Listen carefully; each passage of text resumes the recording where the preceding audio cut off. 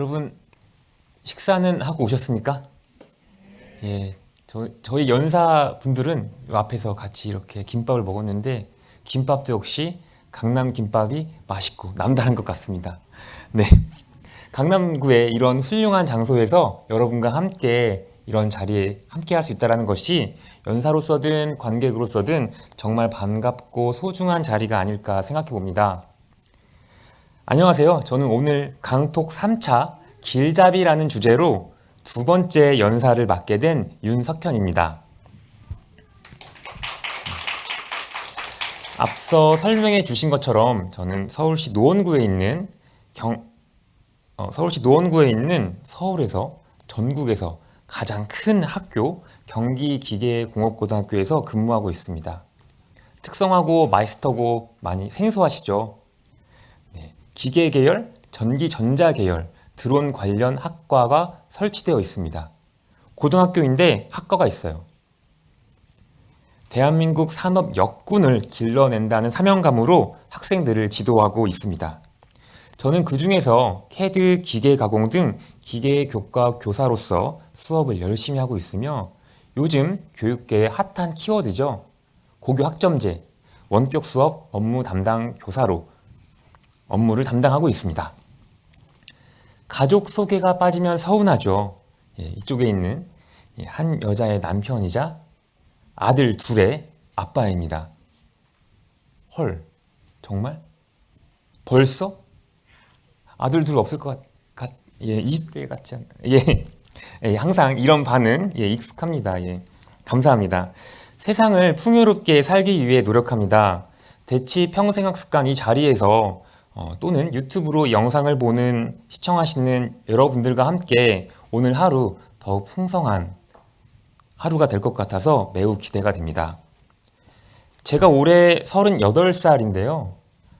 아마 제가 처음 임용고시를 봤던 해가 2008년 24살이었던 것 같습니다. 횟수로는 9년, 그리고 7번의 시험을 보고 33살에 합격을 했습니다. 20대 후반 저도 남들처럼 취업에 대한 걱정으로 막막했던 시기가 있었습니다. 사범대학을 나왔지만 임용시험의 문은 바늘구멍처럼 정말 작았고 오랫동안 공부를 할 수 있는 환경도 아니었습니다. 교직에 대한 꿈은 간절했지만 그 문턱을 넘기가 정말 힘들었죠. 2010년대 초반 88만 원 세대 이런 말들이 나오면서 비정규직은 마치 인생의 패배자, 후발주자 같은 취급을 받던 시절이었습니다. 닥치는 대로 기업체 이력서도 쓰고 국내 굴지의 기업에 당장 내일이라도 정장을 입고 회사에 출근했으면 좋겠다라는 생각에 그런 제 모습을 상상하며 면접을 봤던 기억도 있습니다.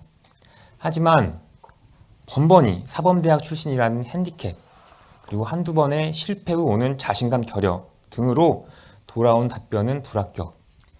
결국 기업체는 포기하게 되었고요. 그리고 다시 수십 개 교에 지원을 하면서 계약직 교원으로 어렵게 교직 경력을 시작할 수 있었습니다. 다행히 아름답고 마음씨 고운 사를 만나서 결혼을 할 수 있었고요. 30대 초반 저는 친구도 좋아하고 운동도 좋아하고 제가 아이가 태어나기 전에는 지역사회 배드민턴 클럽에서 열심히 운동도 하고 함께 이렇게 친목을 다졌던 그런 경험도 있는데요. 그리고 또 힙합을 상당히 좋아해서 디제잉을 배우기도 했습니다. 계약직 교사 생활이 정말 힘들 때는 다 그만두고 디제이나 돼볼까? 이런 생각을 했던 시절도 있었습니다. 그러던 중 아이가 태어났죠. 아이를 잘 키워야 하는데 항상 자신감이 없고 직장 생활에 불만이 가득했던 제가 싫었습니다. 다시 임용 공부를 시작했습니다. 퇴근하고 도서관에 가고 부모님, 가족들이 찾아와도 식사만 간단하게 하고 공부를 하러 갔습니다. 그렇게 1년여를 보내고 최종 합격자 발표일 화장실에서 몰래 그해 임용고시 합격자 발표 결과를 아주 쿵쾅대던 마음으로 기다렸습니다.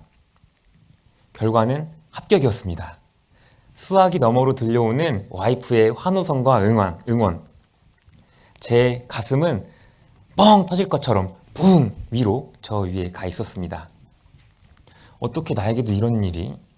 시간도 많고 여유도 있고 책임져야 할 가정도 없고 인생의 무게, 책임의 무게도 가벼웠던 대학교 4학년 재수, 삼수 시절에는 근처에도 가보지 못했던 임용시험에 드디어 그것도 대한민국의 수도 서울에서 공립학교 교원으로 합격할 수 있었습니다. 10대, 20대의 저는 고등학교를 졸업하면 좋은 대학을 가고 적당한 곳에 취업을 하고 결혼을 하고 아이를 낳고 살아야만 한다고 생각을 했습니다. 사실은 정해진 길은 전혀 없는데 말이죠. 저의 이런 임용 실수의 경험은 학교 현장에서 학생들에게 조급해하지 말 것, 서두르지 말 것, 자기 마음의 소리를 들어볼 것 등을 가르칠 수 있는 계기가 되었습니다. 조금 늦더라도 오늘 한 걸음 너의 방향으로 갔으면 됐다. 인생의 기준은 남이 정해주는 것이 아니다. 저의 경험담이 경쟁에서 뒤처진 아이들에게 조금은 위안이 되는 것 같습니다. 합격의 순간은 달콤했지만 영원하진 않죠. 결과는 또 다른 선택을 위한 과정이었습니다. 그리고 이제 육아휴직을 마치고 복직하게 된 와이프. 드디어 맞벌이 부부, 육아 대디의 삶이 시작되었습니다. 출퇴근 거리가 먼 와이프는 매일 아침 새벽같이 5시 반에 일어나서 6시에 출근을 해야 했습니다. 그럼 제가 아침 일찍 일어나서 아직 잠이 덜 깬 아이를 흔들어 깨워서 김주먹밥도 만들고 계란 후라이도 해서 먹이고 불이 나게 또 차 태워서 어린이집에 맡기고 또 퇴근하면은 빨리 달려가서 아이를 찾으러 가는 일상의 반복이었습니다. 돌쟁이 아이가 매일 아침 일찍 일어나서 어린이집을 다니려니 얼마나 힘들었겠습니까? 매일 하원하고 병원에 가는 게 일이었죠. 언제쯤 아이가 병원 신세에 앉게 될까 의사 선생님께 여쭸던 기억도 있습니다. 이제 정말 좋은 교사가 될 수 있겠다고 생각했는데 학교에서는 수업하기 바쁘고 일하기 바쁘고 그렇게 우리 부부는 서로에게 따뜻한 말 한마디 해주지 못하고 1년 반에서 2년 정도를 보냈습니다. 이건 아니다 라는 생각을 3번쯤 하고 공유를 했을 때쯤 이제 우리 부부는 새로운 도전, 새로운 선택을 하게 됩니다. 그 길로 와이프는 퇴직을 하고 그 퇴직금으로 어린 아이와 함께하는 유럽 여행을 계획하게 됩니다. 네, 이때가 2017년도였는데요. 지금은 코로나라 상상도 하기 힘들지만 이때만 해도 정말 행복한 기억이 막 떠오르네요. 주변에 걱정과 우려도 있었지만 떠났습니다. 독일, 스위스, 오스트리아, 이탈리아까지 17박 18일 동안 정말 환상적인 가족여행을 다녀왔습니다. 여긴 스위스 미렌인데요. 한여름에도 두꺼운 긴팔을 입어야 하는 색다른 경험이었습니다. 저는 저 당시 이제 유럽을 처음 가본 상태였는데요. 저 높은 알프스 융프라우 요흐가 마치 저를 오랫동안 기다렸다며 여기까지 오느라 고생했어 라고 마치 품어준 듯한 느낌이었습니다. 당시 우리 첫째는 여기 사진에 보시면 아주 어리죠? 만 2살이었습니다. 유럽에 가보니 어린 아이들을 위한 인프라, 어디서나 아이를 보고 미소 지어주고 반겨주는 시민들이 정말 인상적이었습니다. 에어비앤비로 만난 스위스의 한 가족과의 만남도 정말 특별했는데요. 루체른이라고 하는 대도시에서 약 1시간 정도 이렇게 들어가면 숲속 깊이 넓은 정원이 있는 아주 아름다운 집이었습니다. 저희는 그 집에 방 하나를 렌트해서 2박 3일 동안 묵었는데요. 호스트인 스위스인 가족은 딸 둘이 있는 화목한 가정이었습니다. 그분들은 국제 교류에 관심이 많고 한국의 문화에 대해서도 되게 관심이 많으셔서 많은 대화를 하였습니다. 기억나는 것은 스위스 가족의 남편도 육아와 일을 병행하는 것이 정말 힘들다. 그래서 스트레스가 너무 많다. 본인들도 엄마가 아예 퇴직을 하고 이렇게 에어비앤비를 하고 있다라고 공감대를 깊게 가졌던 기억이 있는데요. 아주 뜻깊은 밤이었습니다. 또 스위스의 여름은 밤 10시가 되어도 해가 쨍쨍하게 떠 있더라고요. 주말에는 자녀들에게 주말은 너희들 것이다 라는 확고한 신념으로 놀다 피곤해 지쳐 쓰러질 때까지, 그제서야 방에 들어올 때까지 전혀 터치하지 않는 모습도 신기했습니다. 저희도 집에서 한번 실천해 보려고 하는데 층간소음 때문에 100%좀 어렵긴 합니다. 아마 지금쯤 유명한 K-드라마 보시면서 우리 가족을 생각하고 있지 않을까 합니다. 유럽 여행은 제 인생의 또 다른 변곡점이 되었습니다. 가족의 퇴직, 어린 아이와 함께하는 유럽 여행이라는 큰 결정. 이제 다시 학교로 돌아와 학생들에게 이 느낀 점들을 아주 생생하게 들려주었습니다. 꼭 한번 다녀올 것을 권장함과 동시에 무엇보다 세상을 넓게, 길게, 깊게 바라볼 것을 이야기해 줍니다. 아울러 살면서 복잡한 생각, 결정의 순간에서는 때로는 단순한 결정으로, 여행으로 인생을 되돌아볼 것을 이야기해 줍니다. 그리고 고민이 있는 친구들은 언제든지 나에게 오렴이라는 마치 융프라우가 나에게 속삭여 주었던 것처럼 학교에, 교실에, 학급의 융프라우 요후 알프스가 되어야겠다고 다짐했습니다. 그리고 다음해 2018년도에 우리 둘째가 태어났는데요. 아이는 정말 너무너무 예뻤습니다. 아무것도 모르고 육아를 하던 첫째와는 달리 둘째는 정말 모든 순간이 행복하고 아름답고 황홀했던 그런 기억이 있습니다. 하지만 육아 대디의 삶은 녹록지 않죠. 결혼 전 친구들과의 모임에서 요즘 아이들이 하는 말이 있어요. 인싸, 핵인싸라고 하죠. 제가 그랬거든요. 이제 핵인싸의 역할은 미혼인 친구에게 넘겨주고 꼭 필요한 회식이 아니면 가급적 참여하지 않고 가정에 충실하기로 하였습니다. 아마 둘째가 태어난 후부터 아마 코로나라 더욱 그래왔겠지만 한 5번 정도 회식에 참여했던 것 같습니다. 게다가 학교에서도 학생들과의 시간을 점차 갖기 어려웠습니다. 부장교사로 근무하다 보니 학생들과 이야기할 수 있는 시간, 레포를 형성할 수 있는 시간이 정말 현저하게 줄어들었습니다. 담임으로서 학생들을 지도하는 것과 교과 시간에만 학생들을 지도하는 것은 정말 천지 차이거든요.